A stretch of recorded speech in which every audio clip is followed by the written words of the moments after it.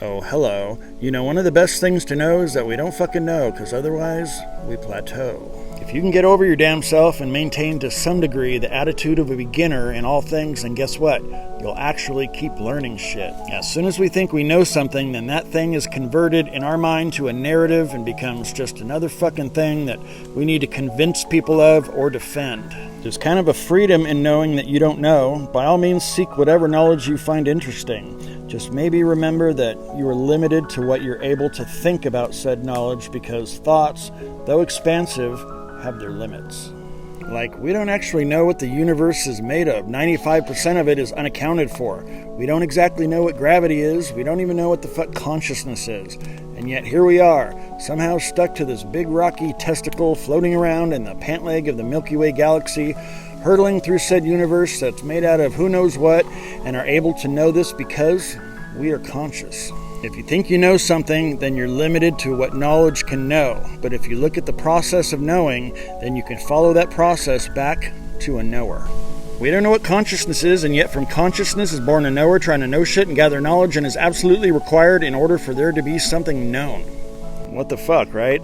The point is that although we don't understand consciousness, we are consciousness. It's the substratum of all experience. It's the light in back of the movie projector that shines through the strip of film, creating the movie of your life.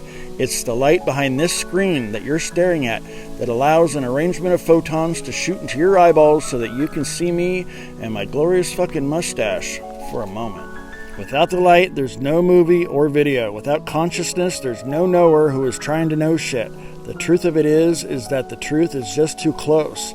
We see the dancing light upon a movie screen, or we see the shit on our phone or computer as definable images, but rarely stop to think that it's all just a play of light.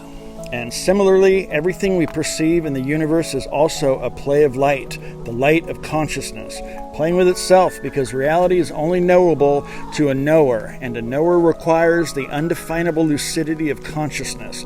The mind isn't about thought, it's an empty but wakeful field in which thoughts come and go. But don't think too fucking hard about all that, it defeats the purpose. The point is, maybe think about the light that allows the movie to be. Contemplate the vast, ineffable emptiness in which 5% of the universe that we can understand floats around in. Relax back into the still cognizance of mind, rather than remaining always focused on and identified with those temporary mental events called thoughts. It's closer than close, and for the same reason an eye cannot see itself, we do not think we understand consciousness.